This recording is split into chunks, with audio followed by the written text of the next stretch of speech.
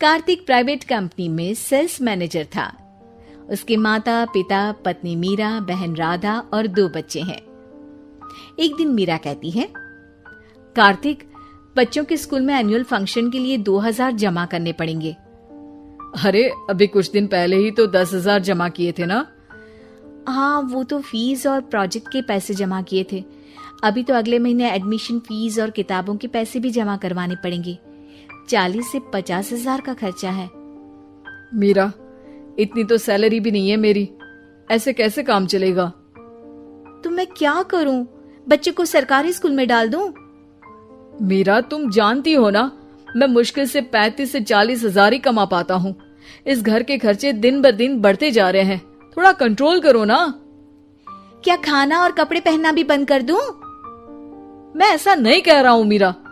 तुम जानती हो राधा का भी पोस्ट ग्रेजुएशन पूरा होने वाला है। घर के खर्चों के साथ उसकी शादी की जिम्मेदारी भी उठानी है। मेरे बच्चों की पढ़ाई से ज्यादा इम्पोर्टेंट राधा की शादी है, तो करो जो मन में आए। मैं बोझ लगती हूँ तो मैं बच्चों के साथ अपने मायके चली जाती हूँ। तुम्हारी सारी मुसीबतें ही खत्म हो जाएगी। मीरा, मुझसे बहस मत करो। सुबह सुबह ऑफिस जाने के टाइम पर ही कलेश करके दिन मत खराब करो। इतना बोलकर कार्तिक वहां से चला जाता है। तभी, कार्तिक बेटा, ऑफिस जा रहे हो? मेरी दवाइयां लेते आना। और बेटा, बिजली का भी बिल 2 महीने से जमा नहीं हुआ, इसे भी आज जमा करवा देना।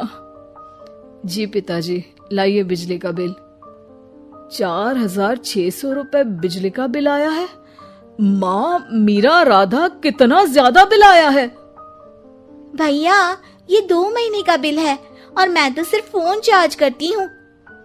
अरे बेटा, मैं तो गीजर से पानी गर्म करने के अलावा मेरे कमरे में एक पंखा और एक लाइट ही तो जलते हैं।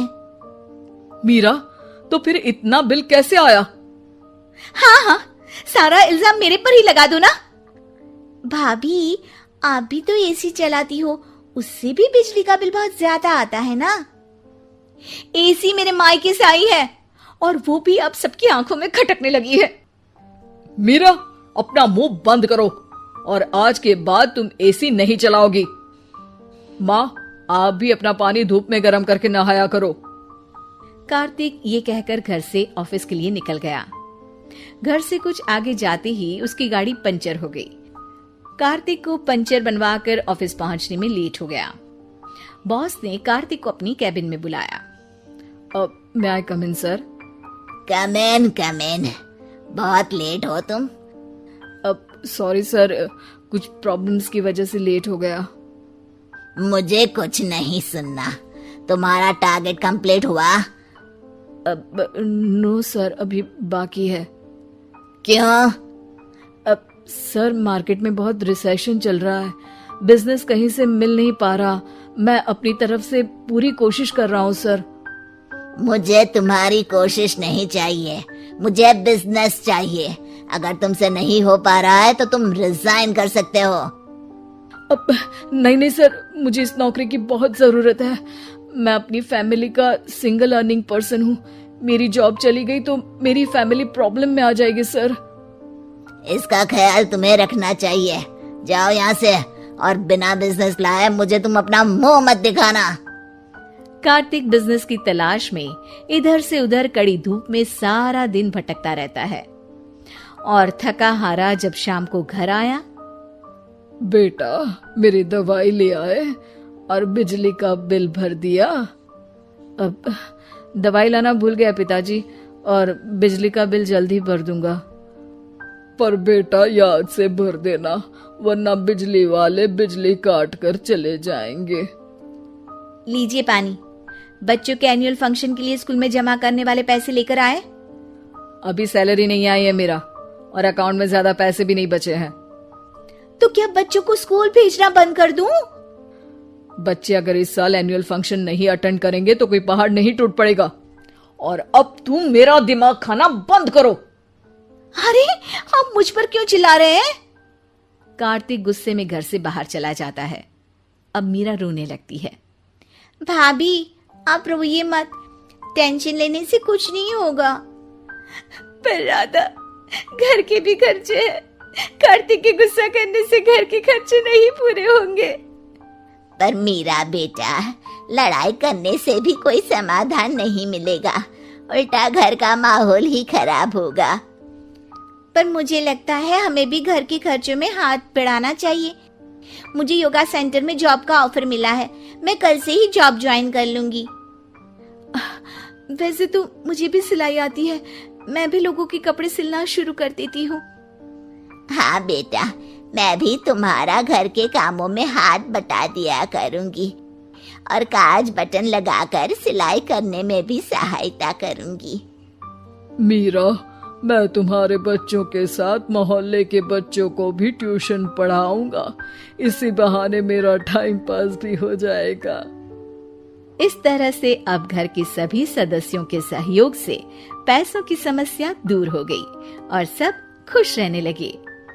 इससे हमें सबक मिलता है कि एकता में कितनी ताकत होती है। दिव्या को देखने लड़के वाले आए हैं, लेकिन उनकी बातों से लग रहा है कि वो लंबी लंबी फेंक रहे हैं। हमारे यहाँ 5 कार हैं, 7 बाइक्स हैं, फिर भी हम बस से आए हैं। वो क्या है ना कि हमें दिखावे का बिल्कुल शौक नहीं है। बड़ा नेक ख्याल है बेटा। लेकिन खुद की गाड़ी में बैठना दिखावा थोड़ी ना होता है। अरे हम दिल्ली से आए हैं, वहाँ पोल्यूशन बहुत है ना, तो हम गाड़ी में नहीं निकलते हैं। हाँ, ये उससे भी बड़ा नेक ख्याल है बेटा। लेकिन अगर आपको पोल्यूशन की इतनी चिंता है तो घर में 5 कार और 7 बाइक क्यों रखी है? अरे इतने पैसे हैं, फुर्सत में क्या करेंगे, कुछ ना कुछ खरीद लेते हैं। अभी पिछले ही हफ्ते एक हेलीकॉप्टर खरीदने का सोच रहा था। तो क्यों नहीं खरीदा? अरे उसके पंखे हवा ज्यादा देते हैं, हमारी माँ को ठंड बहुत लगती है ना, अब बुजुर्गों का ध्यान रखना पड़ता है ना। अरे वाह वाह, ये तो बहुत बड़ा, ऊंचा और नेक ख्याल है।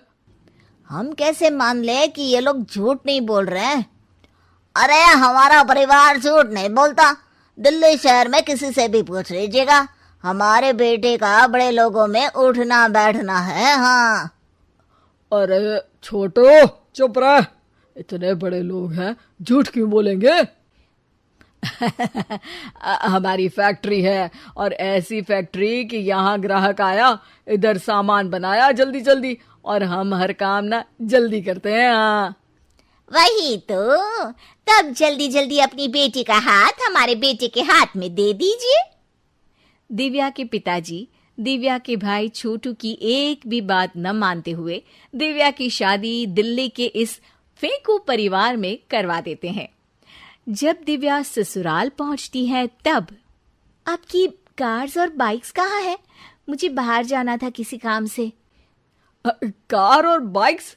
कौन सी कार और बाइक्स? अरे जब आप मुझे देखने आए थे तो कहा था ना कि आपके यहाँ 5 कार्स हैं और 7 बाइक्स हैं। हाँ हाँ, उस दिन थी, आज नहीं है। है? आज कहाँ गई? अरे जिनकी थी वो ले गए। मतलब वो आपकी नहीं थी? आपने तो कहा था हमारे घर पर है। हाँ घर पर थी, बाबूजी का एक पार्ट टाइम काम है, कार और बाइक धोने का। उस दिन घर पे 5 कार और 7 बाइक्स थी तो बोल दिया था। अरे झूठ थोड़ी ना बोला है, जैसा था वैसा बोल दिया। और वो हेलीकॉप्टर खरीदने वाली बात, वो झूठ थी क्या? अरे बिल्कुल नहीं, शहर में एक नई कंपनी आई है पंखे की, जिसके पंखे बड़े हैं, कंपनी का नाम हेलीकॉप्टर रखा है। जब लेने गए तो हवा बहुत तेज फेंक रहा था, तो माँ ने बोला ठंडी लगेगी बेटा। वैसे भी दिल्ली में ठंड ज्यादा होती है ना। झूठ कहाँ बोला मैंने, जैसा था वैसा बोल दिया। हे भगवान, और वो फैक्ट्री वाली बात, इधर ग्राहक आया उधर सामान तैयार।